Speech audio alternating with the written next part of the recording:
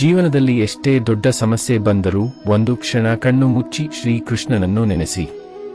ಕೃಷ್ಣನನ್ನು ನೆನೆಸುವುದು ಎಂದರೆ ಕೇವಲ ದೇವರ ಹೆಸರನ್ನು ಹೇಳುವುದು ಅಲ್ಲ, ನಮ್ಮ ಮನಸ್ಸಿನ ಭಯ, ನೋವು ಮತ್ತು ಚಿಂತೆಗಳನ್ನು ದೇವರ ಮುಂದೆ ಇಟ್ಟು ನನ್ನನ್ನು ಸರಿಯಾದ ದಾರಿಯಲ್ಲಿ ನಡೆಸು ಎಂದು ನಂಬಿಕೆಯಿಂದ ಪ್ರಾರ್ಥಿಸುವುದು. ಕೆಲವೊಮ್ಮೆ ನಮಗೆ ಬೇಕಾದದ್ದು ಸಿಗುವುದಿಲ್ಲ, ನಾವು ಬಯಸಿದ ವ್ಯಕ್ತಿ ನಮ್ಮ ಜೀವನದಲ್ಲಿ ಉಳಿಯುವುದಿಲ್ಲ, ನಾವು ಬಯಸಿದ ಕೆಲಸ ಸಿಗುವುದಿಲ್ಲ, ಎಷ್ಟೇ ಪ್ರಯತ್ನಿಸಿದರೂ ಯಶಸ್ಸು ಸಿಗುವುದಿಲ್ಲ. ಆಗ ಮನಸ್ಸು ಹೇಳುತ್ತದೆ, ನನ್ನ ಜೀವನದಲ್ಲಿ ಏನೂ ಒಳ್ಳೆಯದಾಗುತ್ತಿಲ್ಲ.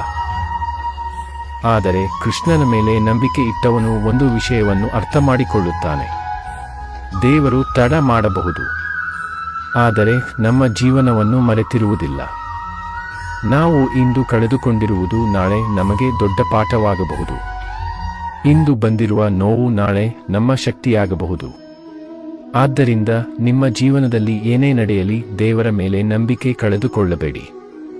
ನಿಮ್ಮ ಕರ್ತವ್ಯವನ್ನು ಪ್ರಾಮಾಣಿಕವಾಗಿ ಮಾಡಿ. ಯಾರಿಗೂ ಕೆಟ್ಟದ್ದನ್ನು ಬಯಸಬೇಡಿ. ನಿಮ್ಮ ಮನಸ್ಸಿನಲ್ಲಿ ಒಳ್ಳೆಯ ಆಲೋಚನೆಗಳನ್ನು ಬೆಳೆಸಿಕೊಳ್ಳಿ. ನಿಮ್ಮ ಪ್ರಯತ್ನಕ್ಕೆ ಫಲ ತಡವಾದರೂ ನಿರಾಶರಾಗಬೇಡಿ. ಒಂದು ದಿನ ನೀವು ಹಿಂದಿರುಗಿ ನೋಡಿದಾಗ ಆ ಸಮಯದಲ್ಲಿ ಕೃಷ್ಣನು ನನ್ನನ್ನು ಬಿಟ್ಟಿರಲಿಲ್ಲ, ನನ್ನನ್ನು ಬಲಶಾಲಿಯನ್ನಾಗಿ ಮಾಡುತ್ತಿದ್ದ ಎಂದು ಅರ್ಥವಾಗುತ್ತದೆ. ಆದ್ದರಿಂದ ಇಂದು ನಿಮ್ಮ ಎಲ್ಲ ಚಿಂತೆಗಳನ್ನು ಕೃಷ್ಣನ ಪಾದಗಳಲ್ಲಿ ಇಟ್ಟುಬಿಡಿ. ಕೃಷ್ಣನನ್ನು ನಂಬಿ, ಒಳ್ಳೆಯದನ್ನು ಮಾಡಿ, ಧೈರ್ಯದಿಂದ ಮುಂದೆ ಸಾಗಿರಿ. ನಿಮ್ಮ ಜೀವನದಲ್ಲಿ ಶಾಂತಿ, ಸಂತೋಷ ಮತ್ತು ಯಶಸ್ಸು ತುಂಬಿರಲಿ. ಜೈ ಶ್ರೀ ಕೃಷ್ಣ.